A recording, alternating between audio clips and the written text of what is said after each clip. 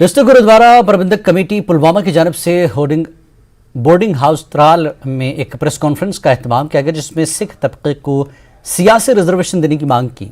इस मौके पर जीपीसी पुलवामा के सदर मास्टर कुलवंत सिंह ने बताया कि जिस तरह मरकजी हुकूमत ने पंडित बिरादरी को 2 सीटें रिजर्व की हैं, हम उसका खैर मकदम करते हैं। ताहम हमारी मांग है कि सिख तबके के जज्बात का एहसास करते हुए हमारी कम्युनिटी के लिए भी 4 सीटें जम्मू कश्मीर में मखसूस की जाए, ताकि हमारे देरीना मुतालबात पर अमल हो सके। सामने बुलाई है वो इस मकसद के लिए बुलाई है कि पार्लियामेंट में आज कुछ दिन पहले 2 बिलें पास हुई। एक बिल जिसमें एसटी का दर्जा दिया गया हमारे भाइयों को, हम उसका भी खैर मकदम करते हैं।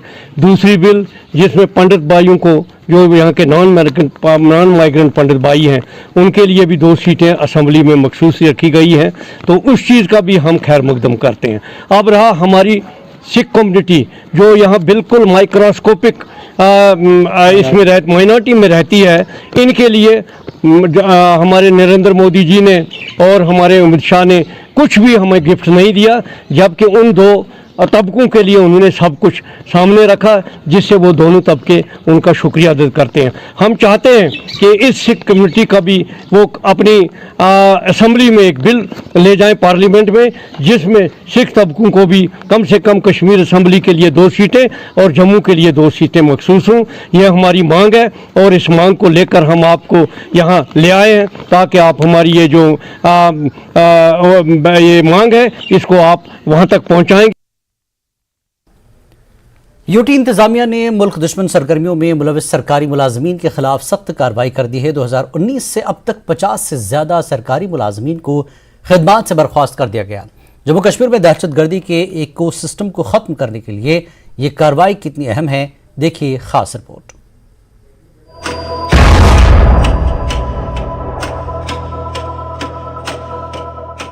आर्टिकल 370 और 35A की मनसूखी के बाद जम्मू कश्मीर इंतजामिया जम्मू कश्मीर में दहशतगर्दी के इकोसिस्टम को खत्म करने के लिए मुख्तलिफ महाजों पर काम कर रही है।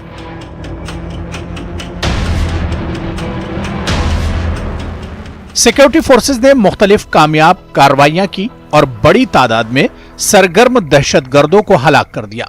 इसके अलावा हुकूमत ने ओवरग्राउंड कारकुनों और दहशतगर्दी के हमदर्दों के खिलाफ सख्त कार्रवाई की है। इत्तलात के बाद कि कुछ सरकारी मुलाजमीन दहशतगर्दी से मुताल्लिक सरगर्मियों में मुलविस हैं, यूटी इंतजामिया ने ऐसे मुलाजमीन को रडार पर डाल दिया।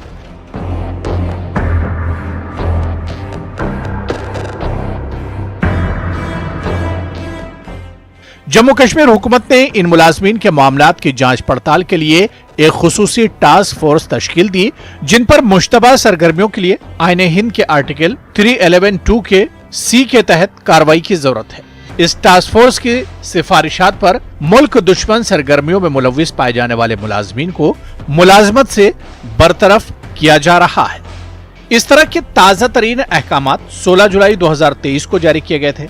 इस रोज को 3 सरकारी मुलाजमीन मुरव्वत हुसैन मीर नामी, महकमा रेवेन्यू के एक मुलाजिम अरशद अहमद ठोकर नामी एक पुलिस एहलकार और कश्मीर यूनिवर्सिटी के प्यारो फहीम असलम को मुलाजमत से बर्खास्त कर दिया गया था।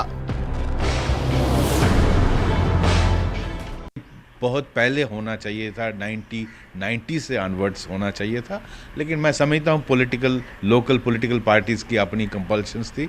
मैं समझता हूँ ये बहुत अच्छा एक्शन हुआ है, खासकर इस पिछले 317 हटने के बाद, जब से governor Manoj Sinha, lieutenant governor Manoj Sinha साहब की गवर्नमेंट है।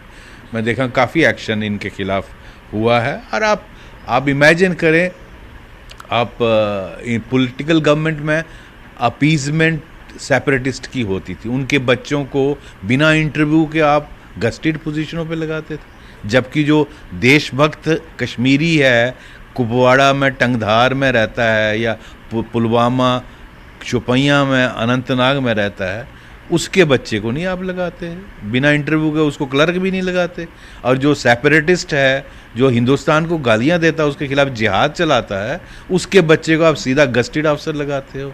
तो this should not be tolerated. तो बहुत अच्छा है कि ऐसे लोगों को डिसमिस किया, ऐसे लोगों को निकाला, और इनके खिलाफ कार्रवाई होनी ही चाहिए थी।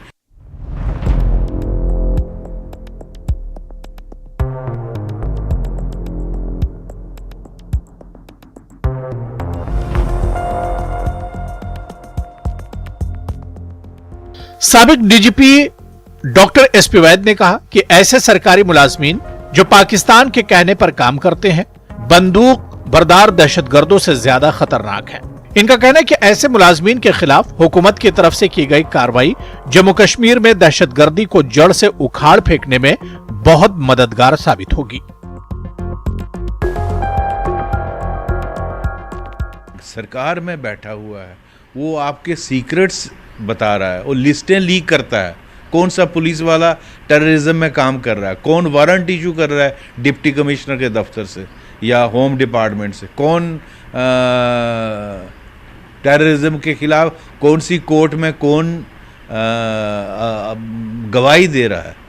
तो ऐसे लोग ज़्यादा खतरनाक होते हैं, चाहे वो पुलिस में हों, रेवेन्यू में हों, दूसरे शोबों में हों। आप इमेजिन करिए यूनिवर्सिटी में अगर ऐसा आदमी बैठा है, वो कितने बच्चों को अफेक्ट करता है, कॉलेजेस में, और they are enjoying luxury life, tax payer का मनी से तनख्वाह मिल रही है, गाड़ियां हैं, उस छुट्टियां हैं, नवाबी है, कश्मीर यूनिवर्सिटी में काम कर रहे हो, सेंट्रल यूनिवर्सिटी में काम कर रहे हो, और काम हिंदुस्तान के खिलाफ कर रहे हो। देशद्रोह हुआ ना, बहुत अच्छा हुआ। अब ये कार्रवाई हो रही है, इसका असर कई गुना ज़्यादा होगा दैन किलिंग टेररिस्ट। सिक्योरिटी माहिरीन का कहना है कि एलजी इंतजामिया ने आर्टिकल 370 की मनसूखी के बाद दहशतगर्दों और इनके हमदर्दों के खिलाफ जो कार्रवाइयां की हैं, वो दुरुस्त समत में जा रही हैं। इनका कहना है कि अगर ये इसी रफ्तार से जारी रहा तो वो दिन ज्यादा दूर नहीं जब जम्मू कश्मीर में मुस्तकिल अमन लौट आएगा।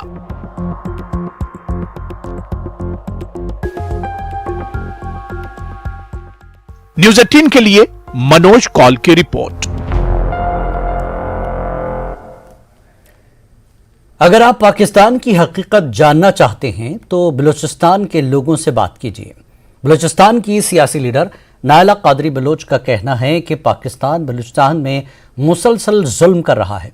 उन्होंने पीओके को आतंक की फैक्ट्री करार दिया और कहा कि पीओके से कश्मीरियों को निकालकर पंजाबियों को बसाया गया है, जबकि कश्मीरी होटलों में बर्तन धो रहे हैं और छोटे मोटे काम कर रहे हैं।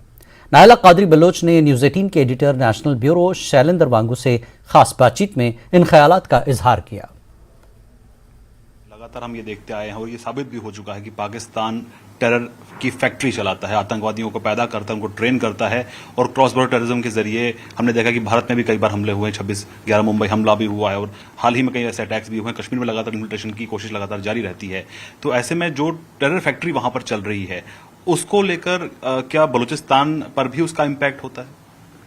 जाहिर है बलूचिस्तान तो उसका सबसे पहला विक्टिम है ना।